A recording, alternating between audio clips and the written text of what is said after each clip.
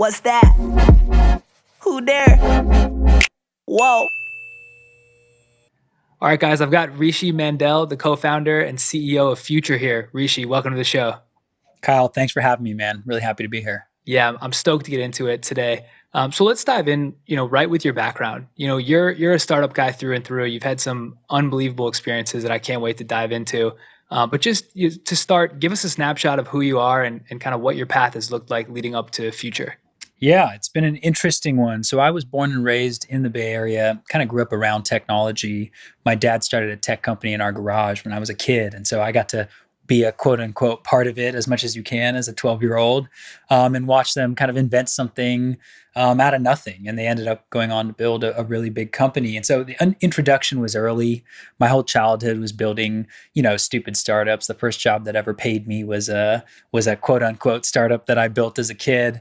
And then, actually found my way to a different path, went to school, got my degrees in physics, and, really went down the academia path for some time. Eventually got bored with that and kind of worked my way back to building things for people. So about 15 years ago, came up to San Francisco from, the rest of the Bay where I was, and was kind of one of the early employees at a company called Slide. It was a bunch of ex-PayPal people who had started it. And my goal as a young person there was to make myself indispensable. And so worked and eventually ran product for our largest organization, our largest product that we built. And then that company was acquired by Google, spent some time there, had a really interesting time, eventually left and started another company, which was acquired by Postmates, where I ran consumer products. And then finally spent some time as an EIR investing in other people's company, an entrepreneur in residence at one of the large venture firms. And then, really was struck with some of the things around health and ended up about 3.5 years ago starting Future to really get into that. Yeah, I mean, what a journey. So a couple of those things I'd love to dive into. Yeah. So the first one with Slide. So I read in an interview that, you talked about you weren't super like gravitated to or compelled by the space, but then you met Max and Keith, your boy, and immediately you identified like they have just a lot of intellectual horsepower, and you figured that working under them and learning from just smart people was the right move. And I'd love for you to just dive into that a little bit and talk about that experience, like how it shifted your trajectory, for your career.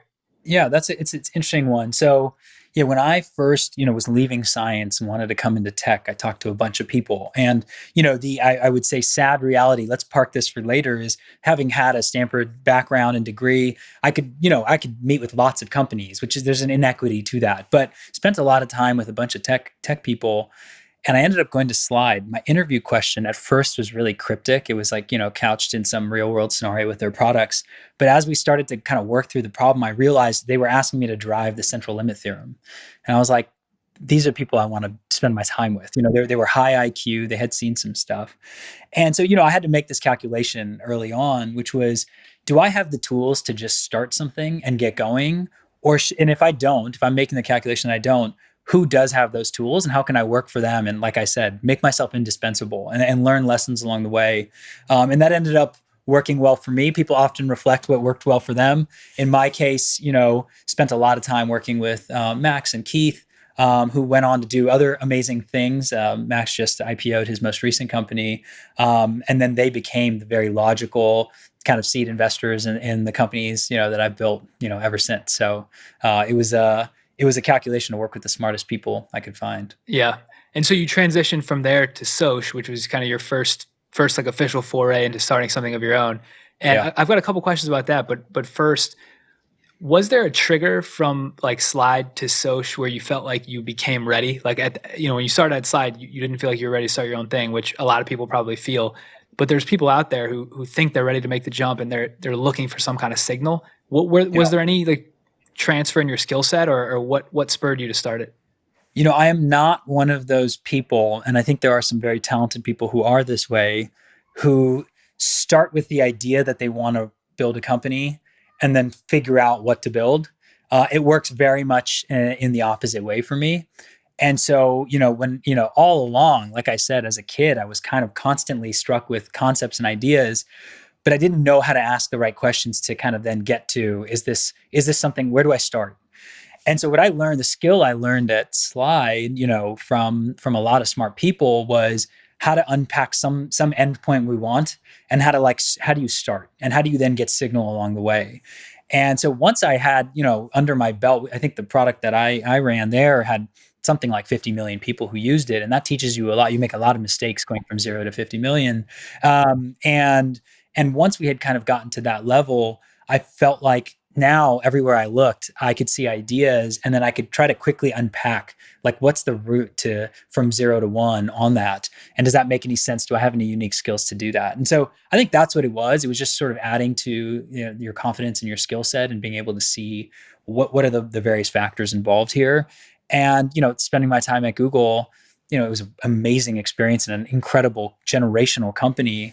But it was also at the time a 175,000 person company, which meant, there are pockets of time for you to daydream about what you want to do next. And as I started to think about things that moved me, we came to this, my co-founders also were at Slide, and then at Google, we came to this concept around, connectivity between people and how fundamental that is. And started to ask, I think, the right questions about how would one go about building something in here, and how do you start? And then that led us to starting the company. Yeah, something I'd love to get into, and we're definitely going to go through this with Future as well, but I'd love to get your take, when you were thinking about Soch, is the way entrepreneurs analyze the market opportunity, and like what core insight do they have about it that everyone's missing, right? And it gets them really excited to pursue it. And so for Soch, for people who don't know, kind of what were you after there, and what was that key insight or those couple key insights that made you so excited about it? Yeah, I think, so Soch in a nutshell, that company was effectively what it was is algorithmic recommendations for what you should do locally around you in your city. And what we were not doing was recommending places. That has kind of been done to death. What we did do is sort of map that the category of, quote, things to do might be a cool place to go, or a specifically incredible dish to eat somewhere, or a trail that's like unbelievable if you hike it, before sunrise. And that's like a mishmash of like events and places and things and dishes and, all sorts of stuff. And so we wanted to simplify this into just things to do and help people find those things. And I think the insight was, it's a historically hard problem. It actually still is a very difficult problem. But I happen to be that friend amongst people that I know, who people will call up or text or whatever and say, hey, I want to go on a first date, and I don't want to look like I'm trying too hard, but I want it to be incredible. And here's what I'm into. And here's like a bunch of constraints.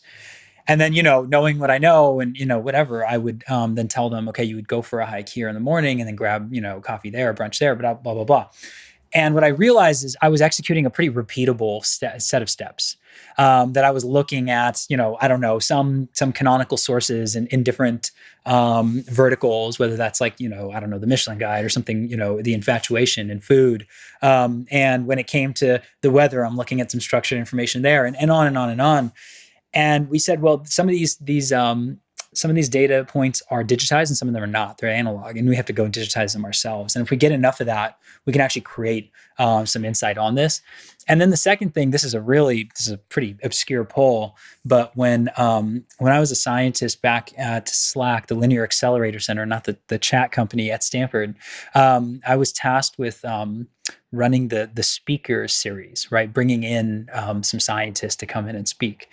And I had no interest in this task. I was just the low man on the totem pole at like the research center.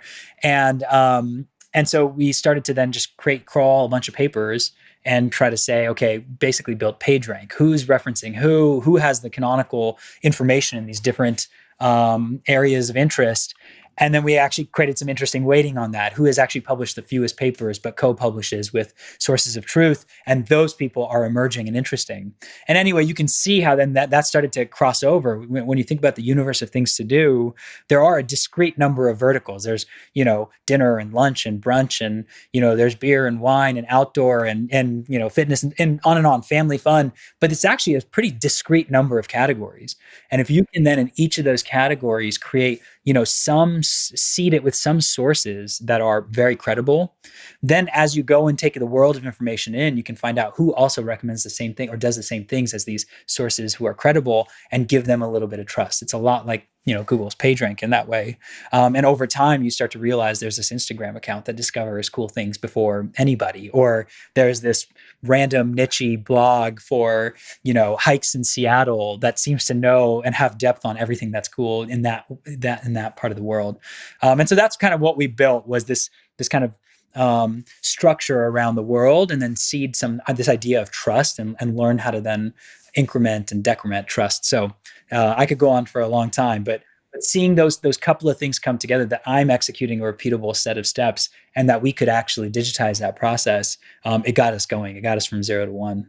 Yeah, it's kind of like a culture aggregator in some ways, and I feel like the world kind of still needs that. I'm sad that product doesn't exist. I read in an interview that you said, like, so many people loved it. People have even said that before, but there was a difference between, you felt like you built an amazing product but struggled to like build the business behind it, and perhaps that's why you moved on. And I'm curious, if I'm incorrect, correct me on that piece, but I'd love to know like what your learnings were from that experience, looking at, okay, we figured out how to build an amazing product but still couldn't build like a scalable business behind it, and how have you taken those learnings to future?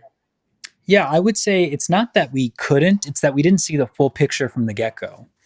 And if and this was, 2012 when we started that company. And I think that the times didn't demand of us. We had just sold a company to Google, and people were eager to give us money for a great product idea. And so it didn't force us to ask these questions of like, at what point does this become a sustainable kind of an independent long-term company? We were building a really cool product, and we had some thinking that once we get enough people here, there's something we can do. But I think fundamentally, a learning from that was try to see the whole field early on. You may not actually execute on every piece of it today, but if you have a sense for everything that needs to, or you think may need to end up happening, you might execute just a part of that playbook as you're going along a little differently. You might leave a few doors open or try some things earlier. And I think that's what it was, is we were really obsessed and delivered on building a world-class experience from a product standpoint. I mean, people came to rely on that tool in just a few markets. It was only in 5 American cities. They came to rely on it and to really tell them how to spend their time. But we had no financial relationship with the customer. We had no financial relationship with all these amazing people providing incredible experiences locally. And as we built that up, actually, it did build up pretty quickly. But the nuances of how you would have wanted to build that, some of those threads had started years ago, and we had made different decisions along the way. So I think seeing the full picture early on, and then having the discipline to just go and execute on one piece of that while having some of that context in your head. If we ever talk about just how do I think about building startups, that rings very loud in my head now about how do you have that whole picture, but focus on one piece of it at a time. Yeah, that's a great insight. So from there, I want to shift before we get to futures to your EIR experience with Khosla Ventures. And I think, being an EIR is a fascinating thing to me. And there are some people that do it, but a lot of people don't even know like that role exists or what it even is. So I'd love for you to talk about, broadly, what does an EIR do? And when you were one for Khosla Ventures, what were you tasked with doing during that time? Were you trying to come up with your next idea? Were you investing for them? Like, talk about that a little bit. Yeah, I would say the role for for most people, I wouldn't worry about it existing. It doesn't really exist. These things come up, rarely, and only work best when you already have a pre-existing relationship. So there's a lot of trust undergirding, whoever it is at that venture capital firm, and then who you are. So because when you don't know each other, I think it can create different dynamics. And so, I've had I've been fortunate to have a long relationship with some of the folks who were there, and they had backed companies I had been at, and having been in the trenches together, it depressurizes the whole thing.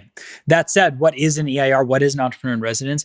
I think that the role is to be someone who builds, and to come into a venture firm to lend perspective from a builder's perspective. How can we best help these companies, and how do we assess them from someone who has built in this environment? Number 2, you are looking at companies and finding interesting companies to bring in, to invest in, to write checks into. And then the third, I think the more overarching thing, the more common thing, is then thinking about what you want to do next. And that can take a couple flavors, which could be joining a company in the portfolio, or it could be starting something new. So it's a pretty broad, definition. And I think what I loved about my experience at KV was, like I said, we had these existing relationships. And so actually the conversation when I got there was, look, today we don't need anything from you and you don't need anything from us. We've actually worked together for years. What we do know is over the next 10 or 20 years, you're going to do something interesting, and we'd love to be supportive in any way that we can along that journey so we can continue to work together. And I thought that was such a great take on what this should be, because it didn't then put me to work like, oh crap, I have to start something tomorrow. And no one's checking in like, hey, what are you starting? What are you building? Instead, I was there to try to be helpful, to try to learn. And it just so happened that I couldn't help myself but start to have ideas swirl around and to really zero in on them. And I ended up leaving to start a company, and KV was our first investor. Yeah, that sounds like a dream scenario for sure. All right, so let's shift to future. So, during that interim period, you got ideas swirling around. And I know, because I've interviewed enough founders to know, not always is that first idea you come up with the one that you end up pursuing. And sometimes you have some ideas and you poke holes and then you're like, the market's not big enough or it's not worth pursuing. What were some of those other ideas, and why was the future idea compelling enough for you to go all in for the next 10 years? That's really funny. Actually, I've heard Keith tell this story that when honestly, the first week, I was an EIR at KV for about a year.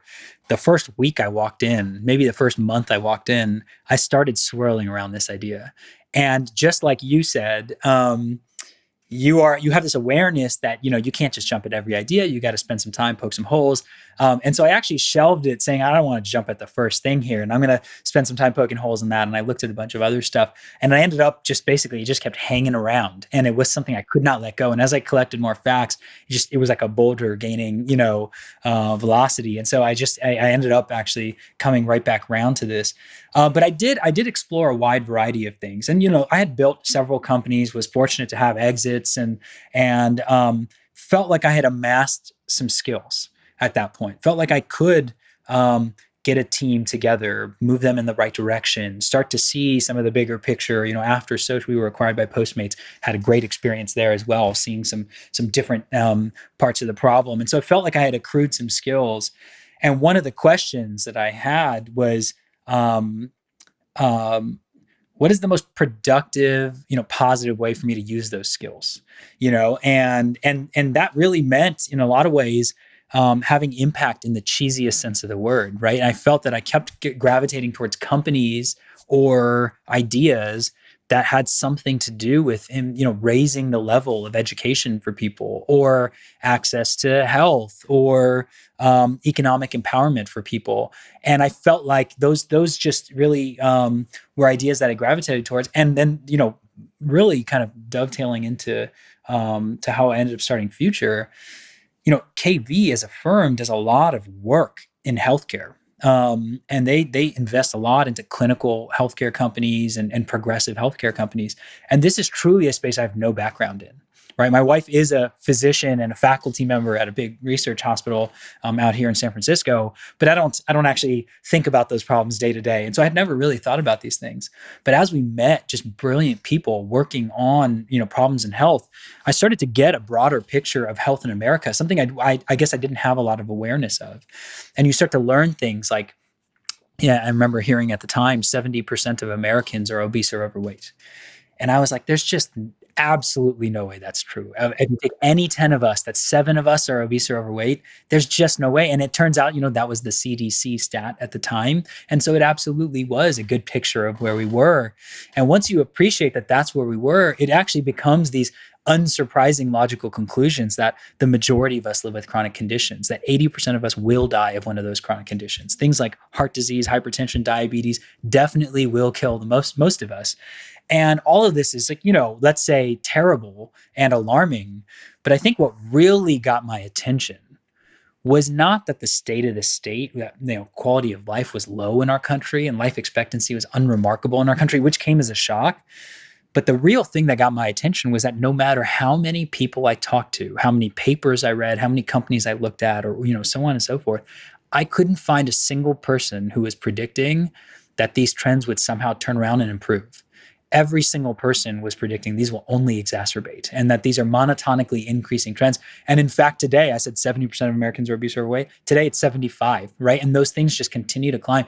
And once you really face that set of problems and you go spend time with people and talk about them, it is so fundamentally physically alarming that I couldn't sleep at night. And I was just thinking about it all the time. And I think what really was interesting to me was there are these 5 things you do on a daily basis, in your day-to-day life that have a big impact on your health and your health outcomes. And those things are, how you move, how you eat, how you sleep, how you deal with stress or mental health, and then whether or not you take your medications. Turns out there's a huge problem with Americans actually adhering to any medications.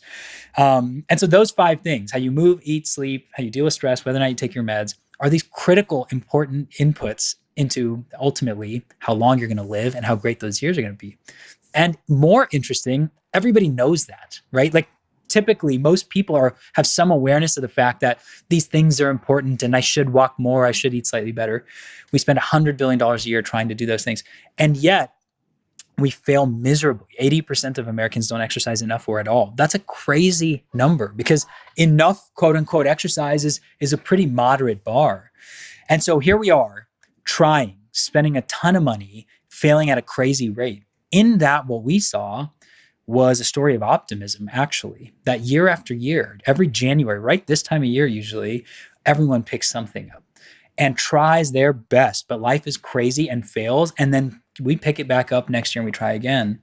And looking at that whole picture, what we thought was so strange was that for 99% of Americans, all 5 of those factors are completely unmanaged, meaning every man, every woman is expected societally to figure it out for themselves, to define what does being active enough mean, go seek out solutions yourself, and then hold yourself accountable to do it. That is a societal expectation that you will just do that. And then the same for how you're eating. It is up to us to look up the definition of healthy eating, which if you've ever tried seems to change year by year. And then you're supposed to find recipes on your own and ingredients lists and go shopping and do your meal prep and then deal with stress. We're all supposed to take up meditation practices, I guess, right? And no one's sleeping 8 hours and we're supposed to deal with that. And there's this strange expectation that we're all going to, deal with that at the end of our, entire full lives. And the end result is we do a crappy job of it because we are overwhelmed. And especially today, modern life is inherently very disruptive and busy, right? We take in so much, the volume of information we take in every single day is incomprehensible to someone even 20 years ago. And so the amount of context switching we do, how frequently we change jobs and geographies is very, very different today. And the idea of one fixed daily routine that you will have year after year is a complete fallacy today. And so we thought that gap was interesting, that these things that we do every day are a huge driver, and yet they're completely unmanaged for everybody.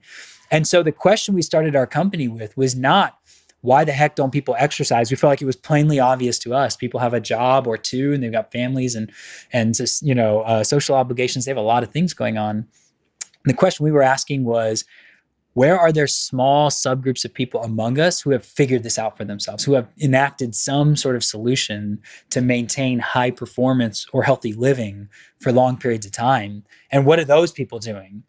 And to shortcut it, we spent lots of time with lots of different people, but what we found in these really disparate kind of tiny communities of professional athletes or, A-list celebrities and executives, high net worth people, were that they all enacted the same exact solution, which is they didn't try to manage their day-to-day health. Instead, they built a constellation of experts around them to help manage it for them. And we found in these tiny populations, it was really common to get a personal trainer who tells you exactly what to do so you don't have to think about it. And to get a chef who maybe stocks your fridge with 12 meals a week, or a lot of pro athletes have a sports psychologist who comes to them and helps them work through, the stresses and problems and challenges that they face. And we found this universality in trying to solve problems with ownership, with getting people in your boat and having them co-own your goals and then getting you there. And that became the thread. And ultimately what Future does today is we've designed Future to help the busiest of people maintain healthy lives. And we really focus on your fitness today. Future pairs you with a world-class coach. And that coach will basically do 3 things for you. Number 1, they build a new training plan for you every single Sunday because no week is like the next, right? Based on what you did last week or didn't do last week, and your work schedule, and all sorts of constraints. It used to be travel was a big one. Your coach will think about what you should be doing and actually go build a bespoke workout plan for you. The second thing we do is we send you an Apple Watch, every single member, so that your coach can actually see if you're doing it or not. And with great depth, they can see into your workouts and keep you accountable or give you analysis and build on what you are doing and, again, what you're not doing. And then the third thing is we put you in touch with your coach over text message. But this is not one of those passive things where, text me if you have questions. They're very actively involved in your life. They're typically the first person you hear from in the morning. They're giving you encouragement or that push you might need if when you're working out. And then after all of that, we actually make time in our coach's schedule to think about you outside of your fitness and to actually sort of build that bridge, build that connection over time. Yeah. I mean, we're gonna nerd out about this because for me, like the health stack, that's the most important thing to me in my life. And I feel like I spend an inordinate amount of time thinking about all those components. So, the first question I had was, and you kind of answered it in that there might be a lot of legs to future beyond fitness, but why did you choose to pick fitness of those 5 things? Why did you pick fitness as the one to tackle? Because I think there's a decent amount of players in almost all of them today. So what was the rationale there? Yeah, I mean, fitness is actually a very special, culturally, is a very special part of health. It is one of the only aspects of health that is high affinity. And what I mean by that is people not only wear the t-shirt of their favorite fitness brand or gym or, instructor, but they're actually paying money to do that, right? And there's this affinity that gets built, and it has become, associative and identification of who you are and your beliefs. And so fitness is this frequent thing. If you're interacting and really trying with your fitness, it's typically a daily, weekly interaction. It is something that people already are spending a lot of time and energy and dollars on and failing at a crazy high rate. And we felt like if we could become a part of your life on a regular basis and over deliver, truly, absolutely take this off your plate. And one of the other aspects of fitness that's great is we can see from afar if you're doing it or not, right? We strap something to you, and now we have a great sense. Whereas if I give you recommendations for things to eat, we could give you a CGM, but it's actually pretty challenging to know, did you actually eat that? What did you do? If you're sleeping, these are like hard things to connect. But with fitness, if I tell you to do 10 jumping jacks, it's pretty easy for me to tell if you did. So given the high affinity, the frequency of that interaction, our ability to tell from afar, we felt like if we can put a world-class coach, better than you could find or afford on your own locally, and all of our coaches are employees of Futures. This is not their side hustle. They're not just trying to do this on the side. When you become a member of Future, you become the center of the universe for one of our coaches. And 85% of our coaches come from professional sports teams or Division I college programs. They are the cream of the crop. And we put a coach in your life who is there for you every day, understands the rhythm of your life, and helps you with this one aspect of your health. What we have seen is that they become a very intimate, active part of your life. Our average customer, it's a crazy stat, our average customer trades 4 text messages every single day, 7 days a week with their coach. And it's two messages each way. We're not just sending you 4 messages a day. It's, there's two-way conversations. And so you might talk to your doctor, say, about your health 1 or 2 or 3 times a year. You might talk to your therapist, hopefully more than that, but you talk to your coach on Future 1,500 times a year. No kidding. And at first, we're really talking about, tactically your fitness and getting your routine right. But what happens over time, as you come to trust this person, they're very credentialed and they're there to help you. They understand you and the shape of your life. What happens is people then end up asking them for help with more and more aspects of their health. 95% of our members text their coach asking for help with how they're eating. 55% text their coach saying, hey, I'm not sleeping enough. Can you help me with that? And 45% say, hey, I'm feeling stress, depression, or anxiety. And in COVID times, it's actually gone up a lot. But historically, it's about 45% people, about half. And that shows us over time that there are these opportunities to help you with more and more aspects of health. So I think that thesis, that starting there, I think was a strong one and one that was, easy for us to get from 0 to 1 on, because it's not super regulated and everything. And very quickly we found we have something. We're able to build connection between people. Yeah, I mean, this idea of having like a cohort of experts that are just so much better than you at areas that are easily accessible to you, that can fix problems or spot problems, is critical. And I think you guys are onto something, in that we are headed for a world where people have access to fractionalized experts in all areas of life, right? Like, why don't people have more financial planners? It's because they think to bite that off for, is too expensive, or not, within their life parameters. But if you make it more accessible, if you build a cohort program around it, that becomes really interesting. And so, a question I had on this is, in order to tackle the 75% obese stat, right? You're going to have to convert people who don't work out today to Yeah. people who do. And a lot of the fitness products that are out there, and there are a decent amount, what they do is they take people who are already working out and just change the way they do it, right? They're taking that That's right. same upper That's echelon, historically true. Yeah. yeah, and mixing it. And also, those people are usually fairly wealthy to afford those services. And so what I'm curious from you is, why do you think future will be different in converting those people who don't work out today to people who will work out, and therefore Yeah. drive down that stat? That's a great question, because that's what this is all about, right? Yeah. And I'll say two things about this. I'll tell you why we think this is such a good solution for that problem. And secondly, what we're actually seeing today in real terms about that. So, think about the person, like you said, who's probably our last logical customer today. We have all these NFL, NBA trainers and the Apple Watch and all this stuff. And think about someone who maybe has lived with type 2 diabetes for a long time and has struggled. Maybe they have obesity, and they've struggled their whole life to walk 30 minutes a day. In fact, they're probably well aware that they should, but don't have the infrastructure and the muscle memory to do it. And think about the history of solutions that we've given to that person, right? So we've given them for decades, we've given them content, whether it was workout tapes or DVDs or apps, or, on YouTube, there's 500 hours of video uploaded every hour. And health and fitness is one of the largest categories there. So there's no shortage of content. If you just follow P90X, you'd be better off for it. But actually what happens is people pick things up with enthusiasm, and then nothing sticks, because life, like we said, is so chaotic, and you don't necessarily have the muscle memory and infrastructure to do it. So the history of giving people just content is actually a very unsuccessful idea. The second thing that we've tried is we've tried to give you equipment. And, in the 90s, it was, here's a treadmill and it is in your house. All you have to do is get on it, right? And today we have much more engaging versions of that, which I think are amazing products in and of themselves. But again, if you don't have that, it actually takes some activation energy to get on there and select the class for today and actually put in the hour. And so a lot of those things don't stick.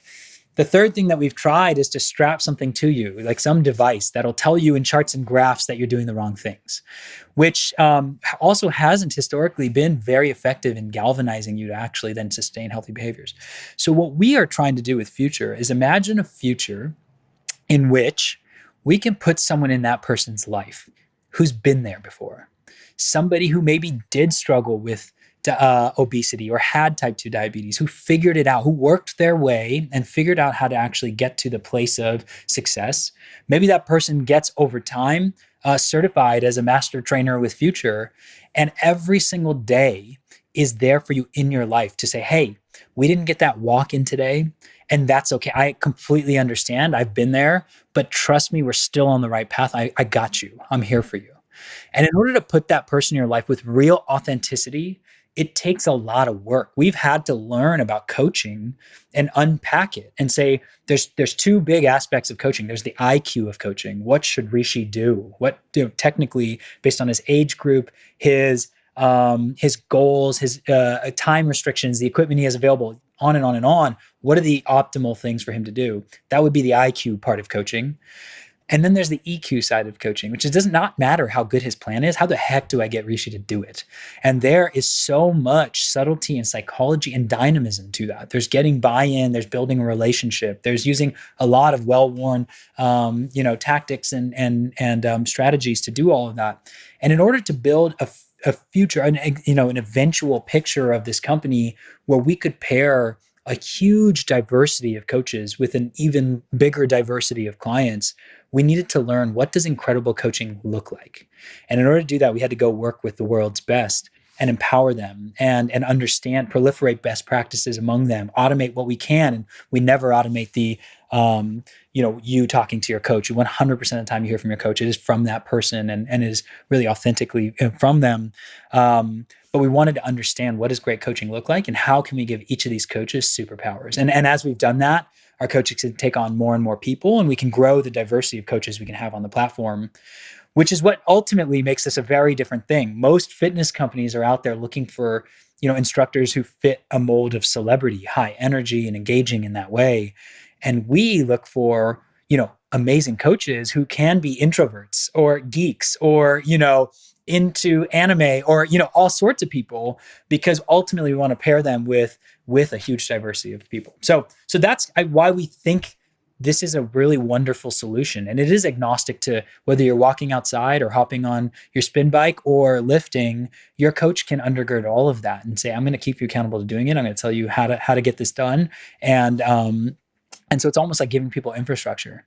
And then I was going to say the second thing, this is conceptually why we think it's interesting, but we've actually seen with Future that 30%, 1 out of every 3 of our members, has 0 workout history coming in already. And they are actually one of the most successful groups. If you look at their long-term retention, we have sky high retention for the fitness category. It is one of the best we've ever seen, brick and mortar or digital solution, period. And that cohort of people who have never worked out before and starting with nothing is one of our most successful kind of groups of customers. And so we think that we're starting to see some of the return on that. Now, what we're providing to those people is maybe a little different than to the 20% of our members who are absolutely hardcore. They might be Olympians or professional athletes or really, really active, normal people. And for those folks, we're providing expertise. For the person who's trying to build a habit, we're providing accountability. And it's actually shades of all of those things across the spectrum. Yeah, I love that. I feel like what you guys figured out is the accountability partner. That's what people need. Like, you're so right in that you can give them unlimited access, unlimited content, unlimited equipment, but if they don't have the accountability partner that matches to what drives them. So like someone likes anime, someone likes sports. Like if it's not a match, it's not going to work. And so you guys are one of the first to do this, and I'm really excited. I actually just signed up today, so I'll do it for the next 30 days and report back and let you know how it goes. Well, get ready to actually get moving, because now there's someone who's thinking all day long about, how do I get Kyle to get going? Yeah, exactly. So a question I wanted to ask, so this is one people love, and it's kind of the flip side. Everything you've said, metrics are going up and to the right. Everything sounds really good. People love hearing like what hasn't worked. And I'll frame it in 2 ways. So far, where are some of the areas that you've made some bets, big or small, and they haven't really worked out for one reason or the other? And then the second piece of it is looking forward, ideally, you've built a moat enough where nothing's going to take the business fully down, like no crazy anomaly event, but like, what are the things the assumptions that have to come true for you to 10x from where you are today? Yeah. In terms of the things that, let's say haven't gone right, or the bets we've made, we've built our company in a sort of possibly unusual way. I don't know how people, how else other people build their companies, but one of the things that we try to do is in every time frame, in every phase of our company, we try to solve only one problem. And so we do fail at a lot of, I don't think you're asking about iterations of you're asking about fundamental, but we really take one problem at a time and try to solve it. And I'll illustrate what that meant for our company. Initially, the question, the very first, 6 months to a year of our company was, could we even take a real world brilliant coach and make them incredibly productive and allow them to coach at the highest level when they never meet you? And that took us exploring a huge variety of ideas. Should they zoom into your workout with you, which is not how Future works, because frankly, it gives them no leverage on their time. It's a terrible idea. And so they build these bespoke workouts for you, and every single workout is built bespoke for that customer. And then it's actually async. You'll go hit start on your app, and it'll guide you with audio and video. Your coach will have actually put in voiceovers just for you into every single workout, but it is asynchronous in that way. And then the points of synchronicity are in the communication. So they're texting you. Our average response time, you text your coach, nights, weekends, etc., their average response time is 15 minutes. Like, that's insane, right? And to enable that, we'd had to build a great amount of tooling to do that, to allow a coach to see the whole picture and know where they should be communicating, etc. And so anyway, the point is, in the first phase of the company, the question was, how can we take one coach and give them superpowers and allow them to coach at the highest level to truly have an impact on someone, not shill, programs off a shelf, but actually understand the micro annoyances you have or constraints you have and remember those things. So we have to create institutional memory. And so in that first 6 months to a year, it looked weird from the outside because we were just building and discarding lots of things. And our friends were like, what are you guys even doing? And then, once we felt like we actually saw something, that this kind of asynchronous workout with the synchronicity of communication was now allowing us to have 4 points of synchronicity a day instead of just the one when you work out. And they're actually, even on your off days, we're talking to you. And we were like, this is an unlock. Then the second question we had, the second phase of the company was, if we give this to people, do they have anomalous success? And what we said was, every workout program, there's actually a characteristic curve of churn, like you said, in fitness products, all of them, which is at the end of a year, let's say, you basically weed out 80% of people, and the 20% who are already pretty active love this thing, right? And most fitness services look like that. And so what we wanted to see was, as we give this to random people, that we see anomalous retention. And we looked at 90 days and 120 days as kind of leading indicators. And we just kept on tweaking and shipping and building. And one of the huge dead ends that we went down was trying to have you hop on the phone with your coach, like often, like every week or something. And people, especially people under 35, were like looking for every way to get out of this, right? And we're like, let's make it a FaceTime. And like, just no one had any interest in that. And we realized actually we're building perfectly authentic and active relationships over text. Like, we don't need to force the issue here. And so the real question was, are people anomalously retentive or successful with it? And what we found, and what still holds, was we saw sky high retention early on, and it sustains, but also our NPS is like through the roof. People are thrilled to have someone who's working all day long for them to help them stay active. And so every time we've measured NPS, it's been over 80. At the latest measure, it's 86. It's actually one of those companies where the NPS is rising even as we scale up. And so we saw some of that in the phase. The next phase of our company was, it's great to coach people well. How can we as a company, this speaks to the business thing, do it efficiently? It's easy to blow people's mind when you're losing money hand over fist. Not that we were, but how do we actually make this a really robust, picture for everybody involved, an affordable price point for the customer, or a price point that will work for, modern fitness. For the coach, it's something that is meaningful and exciting and something they can grow into. And then for the company, an actually sustainable model. And so we hired our COO, and she's a brilliant person. She came from Square and eBay. She worked at my last company as well as an executive. And then she went out and thought about, how can we continue to give coaches superpowers while maintaining that personal touch.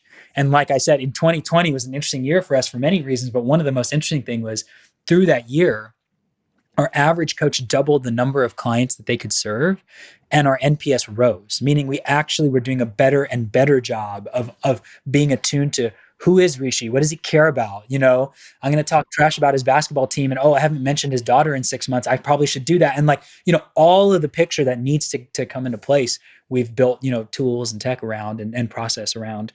And so we've tried to build in phases and stages and just solve one problem.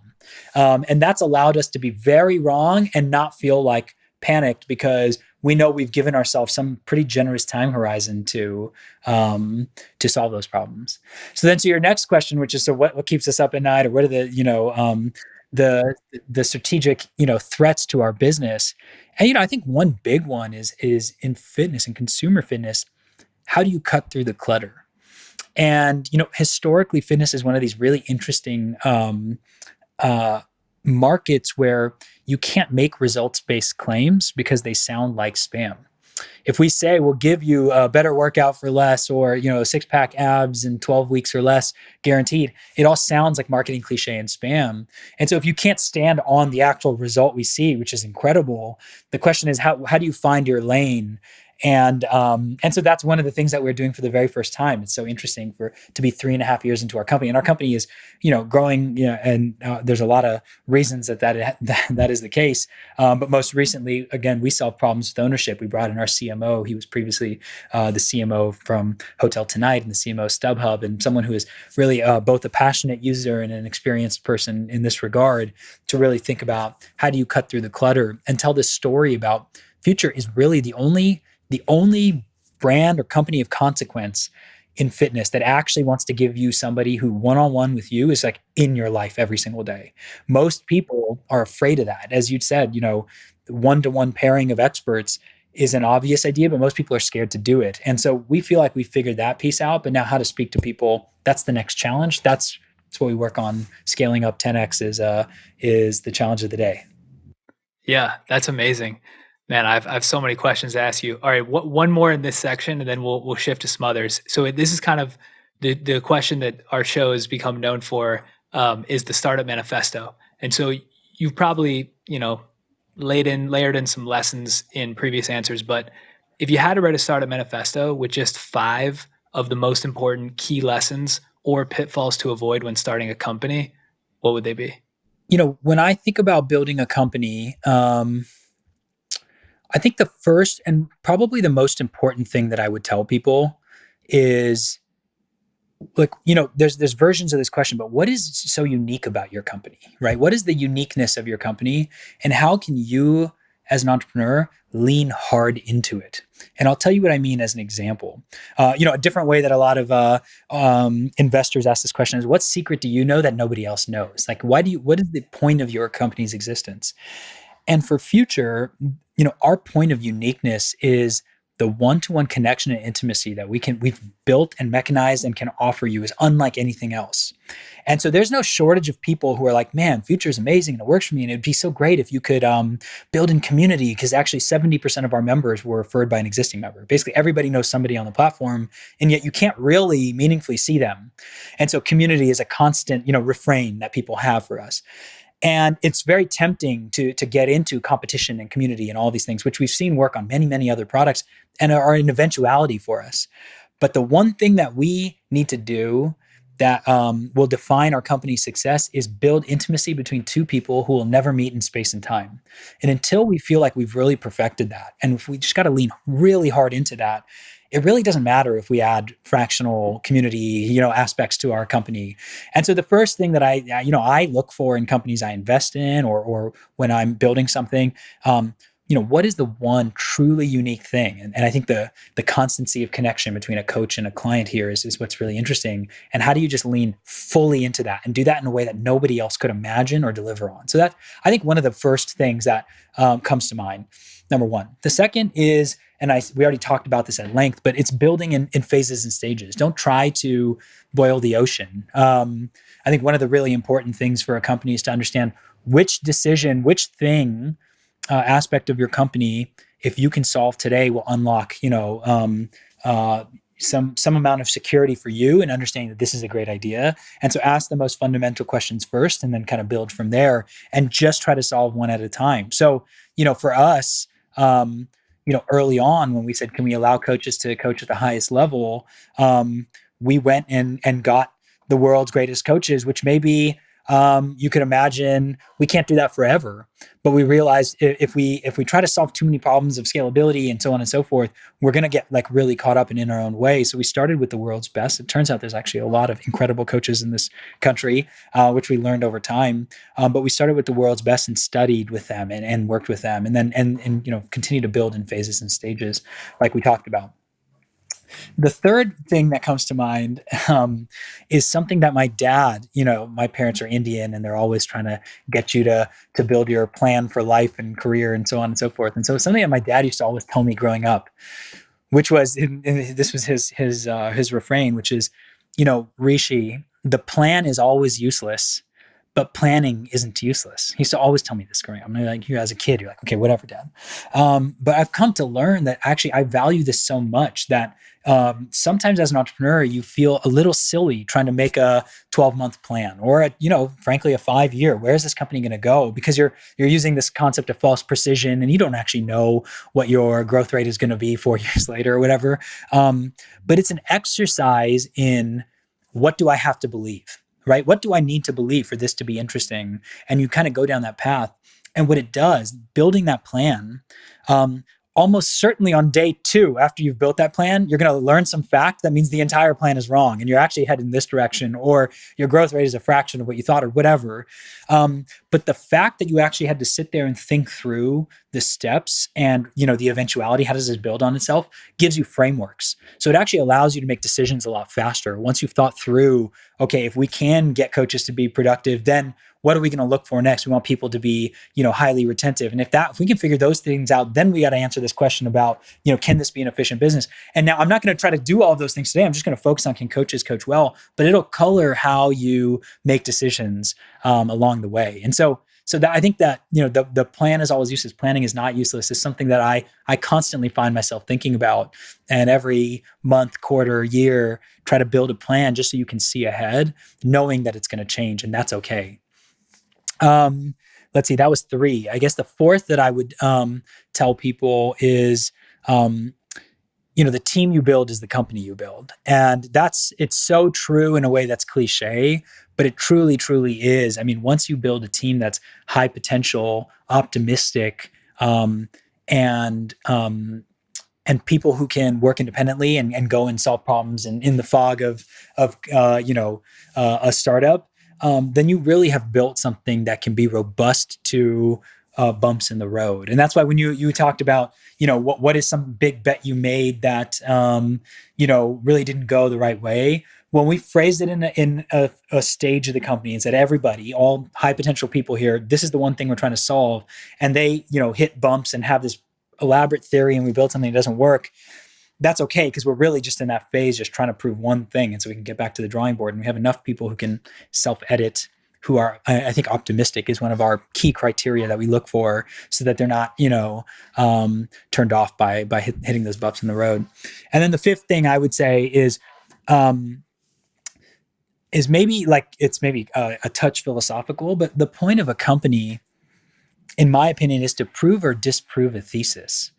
It's not to wander in the forest and wonder what should fitness look like in the 21st century and try this, a little bit of that. And it's, I think, in my experience, the greatest companies I've seen start with a thesis. This one-to-one connection is an unlock for people. What they really need is accountability, and their cognitive overhead is so high that we just need to do all of that for them.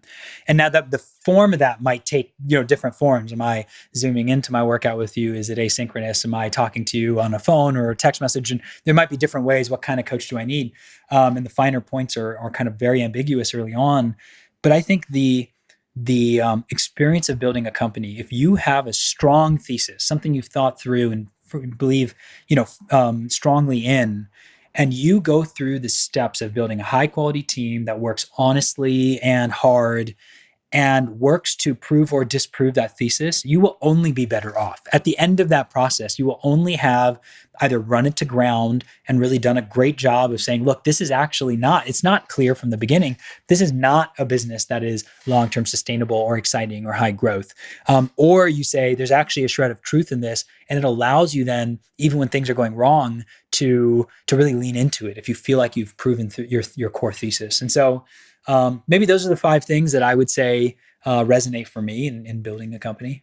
Yeah, I love it. That's a phenomenal list. One question I love asking, and I think this is perfect for you, is like what your words of advice would be to an 18-year-old. And the way I frame it is, I think you were toying around with different startups and companies when you were younger, and then you got your feet wet really early. You've progressed. There's a lot of people out there who are now accelerated, like 18, 20-year-old kids who are accelerated by all the technology they have at their disposal, that are scrappy and they're hungry and they're entrepreneurial, but they don't really know like where to focus their attention or energy. And so, do they go to college? Do they try to join a startup? Do they try to build something? Do they try to be a creator? Like, what would you tell those people in that age range who could go in any direction? I think the first thing you would do is an honest assessment, right? Do you have the tools is really the question you're trying to answer. If you, quote unquote, you're entrepreneurial, as I think you know, and you've come to learn from speaking with all of these founders, the ideas are dime a dozen. What it takes is the tools to actually go and execute on something. And so the question that, when I meet young people, the question I ask them is, do you have the tools to build a business if that's your goal for some reason? And we have an honest conversation about it, and I will share an honest assessment of that. Like, I don't think you do, or I think you do, or you have these gaps, or these are the things you're going to need. Do you think you have those? And for somebody who has the tools, the only way to get going is to get going. And to say, at the earlier you are, and this is something that's really helpful to explain to young people, which is your downside is very low, right? If you, and I said this just a second ago about proving or disproving a thesis, if you have a strong thesis, an idea, a belief, a hypothesis, and you go and build a great group of people around you, maybe they don't have credentials, but they are optimistic, high output, high IQ, people, and you go and you build a great team, you build it honestly, and you go ultimately build high quality products that ultimately prove or disprove that, you will only be better off for that. You are only more coveted as a person who can work at other people's companies. You've learned a lot of lessons. And it's important to point out to young people, like, your downsides are quite low. Now, that comes from a place of, if you're, able to financially support that company, then you can do that. If not, then you have to maybe go work somewhere and do this, on the side to start to see some of that spark. But the question you're trying to ask is, do you have the tools? And if you do, you have pretty low downside in going and trying to start to build.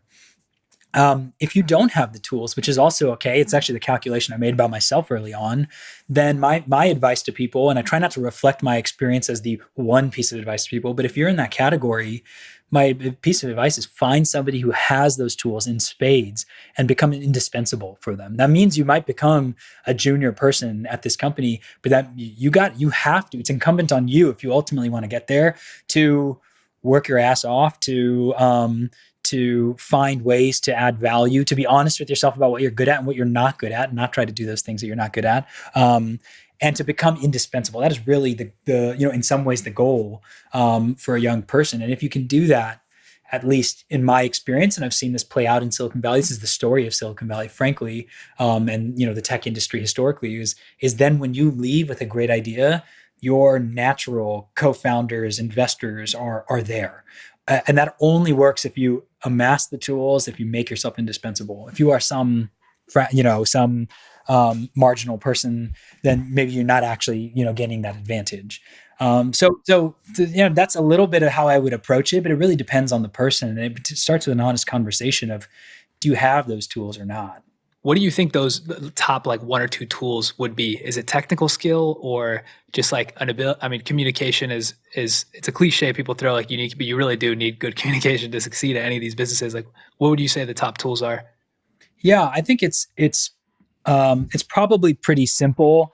It's IQ, EQ, and humility.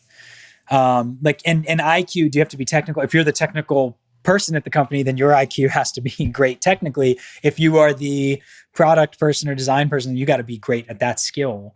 On the EQ side, like you said, it's all about communication, and communication is all about who am I talking to and how can I, build a bridge here, and whether I'm hiring and or raising funds for my company or what have you, talking to a customer.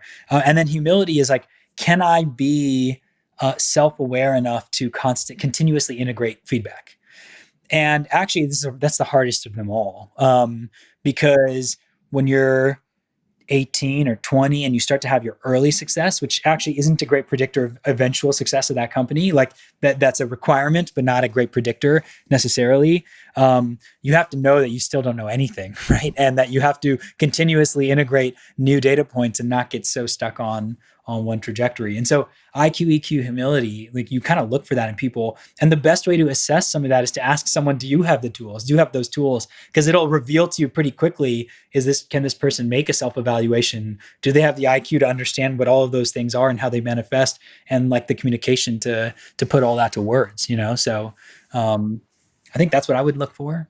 So the question that I've become my favorite and people really love is this idea of this brainstorm. So what's one other idea outside of fitness that really excites you right now? And maybe you didn't spend a lot of thought thinking about it, but it's come across your head in the last 3 to 6 months, that if future was dead and you had to start another business or at least start thinking about it, it would be this.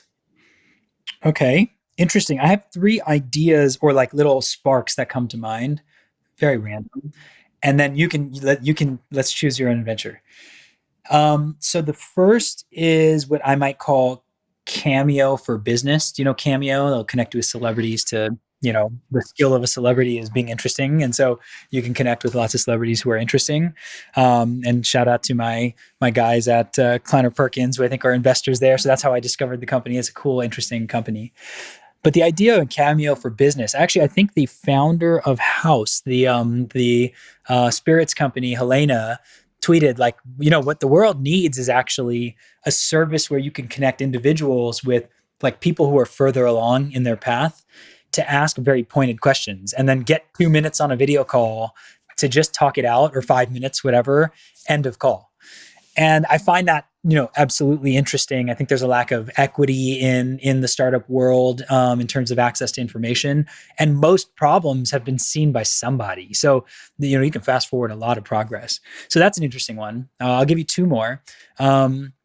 Future of retail, with everything that's happened in the last year, which we should take into account, there I think is this opportunity to create smaller footprint retail and higher density traffic, more coveted areas. So imagine restaurants that serve a smaller group of people, or a gym that doesn't have to be this big box on the edge of town, but actually can be smaller, more intimate. And by virtue of having to serve one person at a time, can actually know you, have context, and it's smaller cost of retail, therefore can be in a more coveted area. So that's small retail is kind of interesting. And then the third one, what was I thinking about for the third one? So I think there's this opportunity in sports. I don't know if you're a sports fan at all, but I think the way that sports is broadcast to audiences is behind the times. It's very high level, like this person scored a touchdown or not. And I think the sports world is ready for more detail and analysis. And what are the core? You could watch the NBA your entire life and not understand what the nuances of a back screen or a drag screen, or like all of these things that are happening in front of your eyes, but you're not really taught them in bits and pieces. So I think there's room in the world of sports to get more technical with an audience and actually teach them more rules of the game, more nuance. And I think there's actually a thirst for it.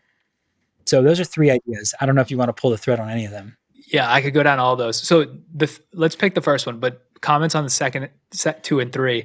So number 3 is really interesting. It's kind of like those AWS commercials, like Christian McCaffrey, he's going in for a touchdown, and they're overlaying the kind of like AR statistics. It's kind of like that, but more in real time with more like context, like the way Tony Romo the way he commentates, he kind of gives you some of that deep insight. I love that. Yep. Yeah. So that's great. 2, the future of retail, I think that's probably going to happen quickest, like almost out of the pandemic. I think stores are already forced to rethink that. And so it's really interesting to think about, restaurants versus stores versus all these other retail footprints. And like when that square footage shrinks, how do they then offset that with like an elevated customer experience? So I totally agree. Let's pull number 1 though, because I think this idea, it kind of correlates well with what you're doing at Future, which is you're giving relevant expertise to someone who needs it. You guys are building a more authentic, long-lasting connection in fitness. And the idea, in theory, would be less long-lasting, more quick hit, but like you can really tap into someone that you couldn't before. I'm curious, like in my mind, the biggest bottleneck there is, can you get the more senior person or the person who's giving the advice?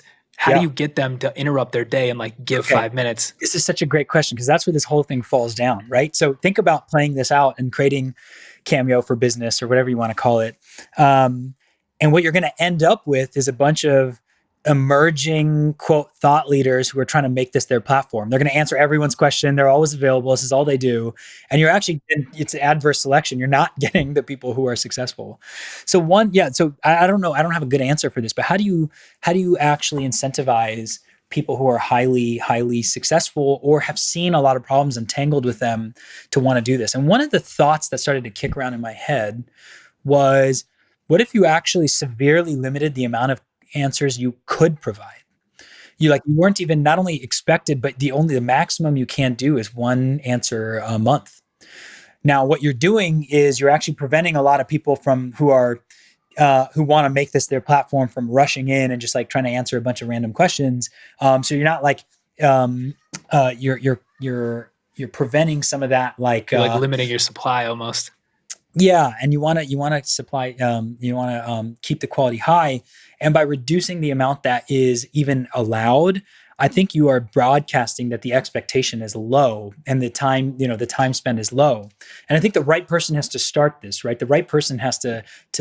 Actually, I think my concept is it probably has to start within one venture fund and their portfolio. So I, as someone who's successful, I know I'm gonna have questions in and out. Like if I'm a high potential person, I can still give value out. And you're only allowed to answer one thing a month, or we're only going to hit you up for one thing a month. It's 5 minutes of your time. And come on, can you be too busy for that? But then as you kind of start from like a trusted like circle, then I think you can grow and grow and grow and introduce more people who are making an ask. But the time hasn't grown in terms of how much I have to dedicate. It's just one answer a month. So I think that might be interesting. You might get a lopsided number of questions to number of answers, but you might be able to actually make this something that goes 360. You could also take answers and allow them to be, recorded and persist perhaps. But at any given time, there's a founder who's dealing with fulfillment challenges and someone who knows this backwards and forwards. And so there's like this real intrigue to trying to figure out. What about you? What are your concepts of how do you preserve the supply side of this? Yeah, so I have a few ideas on this. So my wheels are turning. So I thought someone who's done this kind of well is like Gary Vee, in that he allows access to random people who call in. And although it's not hyper specific, it's not specific enough. Like he's answering everyone's question, not just the ones that are perfect fits for him. But what I think would be cool is if you made a platform, it was subscription based. So all of the people asking questions would have to pay $5-10 a month. And like you mentioned, each person whose supply side would get one question to answer. You'd have some kind of moderation layer to make sure that the question they got was like perfectly matched with what their expertise was. Easy to do. Yeah, easy to do. Then they'd answer that question, you'd film it, and you'd put it on this platform for anyone who pays a subscription to watch. At the end of the month, you would look at, okay, what were the most watched clips? And you'd distribute some of the earnings back that way so that there was some financial upside. But B, you would distribute more access to other answers. So like if I had the most relevant and most successful answer, I would earn more ability to answer other people's questions next month. So maybe instead of 1, it's 3 or 5. And that way you can screen for quality, but people who want to give more advice than just one, it enables them to do that. So let me play devil's advocate. So when we broadcast and record, which I even suggested earlier, it doesn't allow you to get into the real nitty gritty, to name names and talk about the actual problem you're having. Imagine if I got a 5-minute FaceTime with you and you had context for my question. Let's just say I'm a young entrepreneur and I'm having co-founder issue, right? And be like, here are all the things that are going wrong with this particular person. If this is going out to the world, we're definitely not having that. We're having some couched version of that conversation, right? And I think one of the brilliant ideas here is if it's front facing, it happens and it goes away, we just get into it. And this is actually what already happens for people who have connections, right? People who have connections, they call the CMO of some company and talk about their marketing thing. And like, I'm running into some issue. Here's what we tried. Here's how much we're spending per customer and this, that, and the other. Like all these facts I don't want to be public because I'm probably having a problem with them. And like walk me through how you would tackle this. And so I think like that some of that might be an issue. And then on the flip, I'm not sure that you could make enough money as an answer for it to be material. So it's almost like, how are you going to get the founders of Instagram to want to spend, 5 minutes a month if you're going to give them $6 back? It's almost insulting, right? I think they might do it for creating equity and helping people. It's 5 minutes a month. I mean, there's not a lot of work there. Not that I'm trying to sign up Mike or Kevin for any work here. But they're obviously busy. I think they would enjoy problem solving. So it's an interesting idea. What that model looks like is intriguing. And if you even allow them to price their time, I'm not sure that that's what their motivation is going to be. They're running a business. Yeah, that's what I was going to say. Right. That it can't be. I think someone's tried that. Like the expert priced their time for 5-minute call, 10-minute call, and it didn't work because that wasn't what drove those people. They already have many millions. The So here we are, $1,000 is not going to move the needle. running up against a pretty fundamental question of how do you actually build? And I think just trust. I think the trust and quality, those matter in communities. Yeah. Two problems are, one, I feel like it'd be really hard to scale if it was just a one-on-one conversation that was private and that value was lost, or not lost, but those people had it, no one else saw it. Yep. It'd be very hard to scale that big because you need so many answers, so many people asking questions. And then the other thing is, I guess, how do you keep it relevant? How do you keep those experts interested enough? What if question asker and answer talk for 5 minutes or X minutes, whatever, and then you require the person who asked to write their Cliff's Notes on what they learned? So they'll scrub out. They will take out the stuff they don't want to share publicly.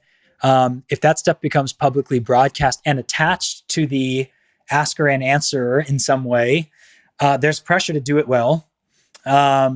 Maybe that's a solve, and you actually thrust the work onto that person to say, what did you learn in like 280 words or for maybe 500 words or less? And it's like, we talked about fulfillment, and like, these are the things we're going to look at. And it's a very tactical question. I need to fulfill sending jeans. These are the 3 companies that seem to be the best. That was what I learned. Or it might be, here's how to approach that problem, and here's what I learned. Maybe that's interesting. I like that. The only other thing that I'd be concerned with, do you feel like, so the context to a lot of these situations is key. And do you think in just 5 minutes, as an asker, you could give enough context to the answer and then get your question out? Or would there be too many situations where it really requires like a 15-minute lead up? I guess you're not being concise enough if it requires a 15-minute lead up. Yeah, I don't know. But if we do run with this concept of limiting it to once a month, 15 minutes is easy. 15 minutes once a month is easy. Like, I think what's harder is if I don't know how often I'm going to be hit up, then, I definitely can't be making arbitrary amounts of time, and it's got to be 2 minutes or something. So I think it could be longer, and it just has to be less frequent. I think that there's like that basic math of it has to be easy enough to make that time. And I think a lot of people who have success are already accustomed to making time for other people. At least in the technology world, I see this. There's not a lot of guarded secrets. There's a lot of people who are very generous with their time. They only get asked questions from a small universe of people who somehow have access. And so if you could repurpose one of those slots a month that they're already spending with a bunch of people and actually make it for a higher order of helping people at a broader scale, I think maybe you have something. Maybe. Yeah, I love it. We could brainstorm forever. I'll let you go, but before I do, I just want to acknowledge you. I think, this has definitely been my favorite episode that I've recorded. This is episode 42. So there's been a lot of people before you, but I'm, my biggest takeaway is I've got to surround myself with more people like you, because I feel like you are fired up. Your energy is infectious, and you're such a domain expert about what you're chasing, but also you're not unable to be more general and try to apply principles from other domains into what you're doing. I think there's something really rare there. And so I appreciate that. I think it's more than a decade of getting beat up is what it is. Yeah, you're a warrior, but I just wanted to acknowledge you and thank you so much again for coming on. I'm going to be a huge fan of Future moving forward. I appreciate it. Great to meet you, and glad to spend time, man. Thank you. Absolutely. Rishi Mandal, founder of Future. Thank you so much for coming on the show. Thanks a lot.